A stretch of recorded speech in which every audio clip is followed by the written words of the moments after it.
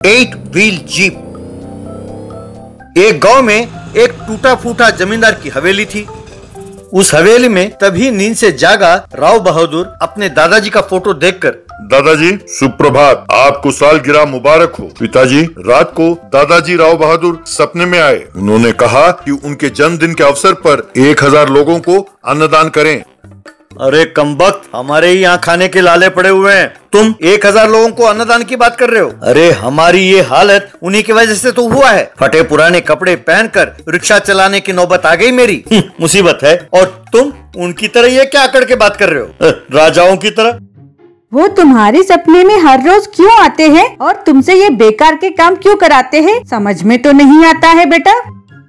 माता, ये कैसी भाषा प्रयोग कर रही हैं आप? जरा इज्जत से बात करिए। ठीक है, 1000 ना सही, कम से कम 10 लोगों को तो अन्नदान कीजिए। नहीं तो हम ये महल छोड़कर चले जाएंगे। यूं वो काफी तकलीफ उठाकर 10 लोगों को भोजन कराया। एक दिन राव बहादुर सो रहा था तो उसके सपने में उसके दादाजी आए। दादाजी, आप कैसे हैं? पिताजी आपको हमेशा दोषी ठहराते हैं कि आपने पूरे संपत्ति का दुरुपयोग किया। ऐसा क्यों भला? बेटे, मैं पूरा विस्तार में बताता हूँ। हमारी संपत्ति बिल्कुल सुरक्षित है। कहकर हाथ हिलाया, बस वहाँ एक 8 व्हील जीप प्रकट हुआ। बेटे, इस पर बैठो और हमारे घर के दीवार से जाकर टकराओ। काफी तेज गति में आके टकराओ। पर ऐसे क्यों दादाजी? ऐसा करने से जीप चकनाचूर हो जाएगा ना। आप ऐसे क्यों हुक्म दे रहे हैं? बेटा, इस जीप में बैठो, घर के दीवार से टकराओ, अति तेज गति से टकराओ। दादाजी, ये क्या आप जो कह रहे हैं वही बार बार कह रहे हैं? मेरे प्रश्न आपको समझ में आया कि नहीं? बेटा, इस पर बैठो, हमारे घर के दीवार से जाकर टकराओ, अति तेज गति से जाकर टकराओ। क्या हो गया दादाजी? आप बहरे हैं क्या? टीवी सीरियल के डायलॉग की तरह एक ही बात को बार बार क्यों दोहरा रहे हैं? बेटे, सपने में सारे विवरण नहीं देते, बस आधे अधूरे बात ही कहते हैं। इस पर बैठो, अपने घर के दीवार से टकराओ, अति तेज गति से आकर टकराना होगा। इतना ही है ना? यूं वो नींद से जागा और जो सपना उसने देखा उसके बारे में अपने माँ बाप को बताया। अरे मूर्ख, अगर तेज गति से आकर टकराया तो तुम ऊपर जाओगे। तुम्हारे दादाजी भी कार एक्सीडेंट में ही ऊपर गए। तुम्हें भी अपने साथ ले जाने के लिए ऐसे बेकार आइडियाज दे रहे हैं। पर बेटे, 8 व्हील वाले जीप कहाँ बनते हैं? जाओ किसी काम पे लग जाओ और पैसे कमाने के बारे में सोचो। बेकार के सपने। हाँ? ये मातेश्वरी, आपसे हमने कितने बार कहा है कि अपने भाषा पर ध्यान दीजिए। बड़ों के आज्ञा का पालन करना हमारा राजधर्म है। जरा अपना मंगलसूत्र हमें दीजिए, उसे बेचकर मैं जीप खरीद लाऊंगा, नहीं तो इस घर से मैं चला जाऊंगा। माँ लाचार होकर अपना मंगलसूत्र उसे दे दिया। उसने सेठ जी को उसे बेचा और पैसे लिए। एक मैकेनिक को वो पैसे दिए और 8 व्हील जीप को तैयार कराया। वो उसे चलाता हुआ आ रहा था तो लोग हैरान होकर देख रहे थे।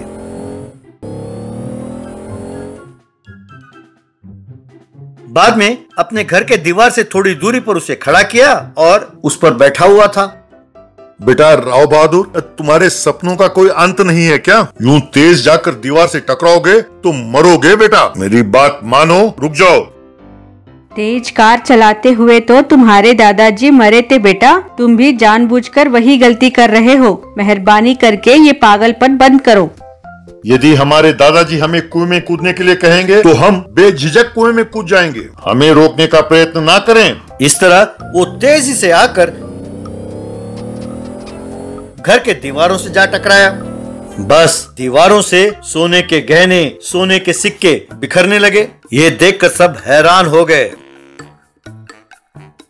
अरे बेटा, ये सब सोना गायब हो गया था, इसलिए तो हमारी ये हालत हो गई थी। आज तुम्हारे कारण ये सब हमें दोबारा मिला है। अब हमारी सारी चिंताएं दूर हो गई बेटा। यानी हमारे दादाजी चाहते थे कि हमें ये संपत्ति मिले, इसीलिए उन्होंने दीवार से टकराने को कहा।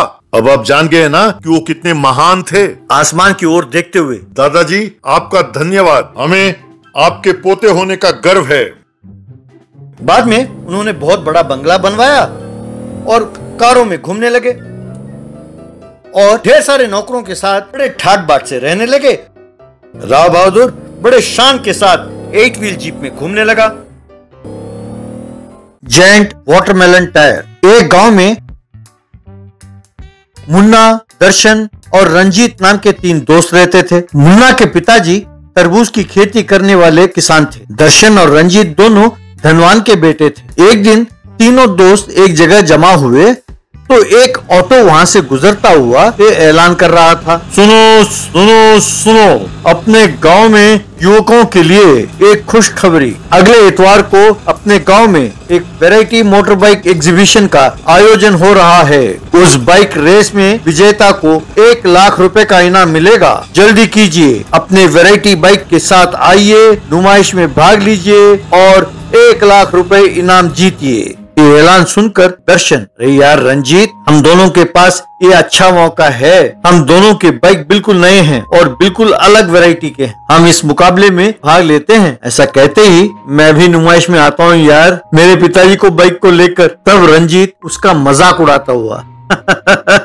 अरे तुम्हारे पिताजी का बाइक तो खटारा है, उसे रेस में तो क्या नुमाइश में भी एंट्री नहीं मिलेगी। मुन्ना बहुत दुखी होकर अपने पिताजी के तरबूज के खेत में गया। पिताजी, आपकी वजह से आज मेरे दोस्तों ने मेरा अपमान किया है। आप खेत में तरबूज उगाकर थोड़े पैसे ही कमाते हो, इसीलिए हम एक नया मोटर बाइक भी नहीं खरीद सकते हैं। अब आप ये तरबूज का खेत बेचकर मुझे एक नए वैरायटी का बाइक खरीद कर दीजिए। नहीं बेटा, ये गलत है, ऐसा नहीं बोलते। इस खेत में उगने वाले तरबूज को बेचकर ही हमारे परिवार का गुजारा होता है। ये सब मैं कुछ नहीं जानता। अगर इतवार के मुकाबले के लिए मुझे नया बाइक नहीं खरीद कर दिया तो मैं घर छोड़कर चला जाऊंगा। यूं धमकी देकर चला गया। अरे पर अभी के अभी एक नया बाइक खरीदने के लिए मेरे पास पैसे कहाँ हैं और ना ही मैं अपने खेत को बेच सकता हूँ, तो अब मैं क्या करूं? कहकर दुखी हो रहा था और खेत में बैठकर सोचने लगा। उसे एक उपाय सूझा। अपने खेत में से एक बड़े से तरबूज को अपने बाइक के टायर के साथ लगाकर देखा। वाह क्या बात है, अब मेरी पुरानी बाइक एक वैरायटी बाइक में बदल गई है। इसे मैं अपने बेटे को दूंगा और उसकी इच्छा पूरी करूंगा। उस इतवार को दर्शन, रंजीत और बाकी युवकों के साथ साथ मुन्ना ने भी अपने जायंट वाटरमेलन बाइक के साथ उस कंपटीशन में भाग लिया।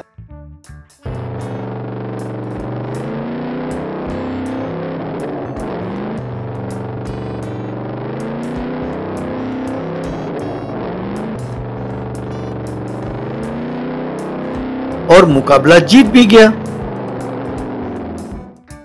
तब वहां का जो निर्णायक थे वो एग्जीबिशन में हमारे सारे बाइकों में से जायंट वाटरमेलन बाइक सबसे अनूठा था और रेस में भी वो जीत गया।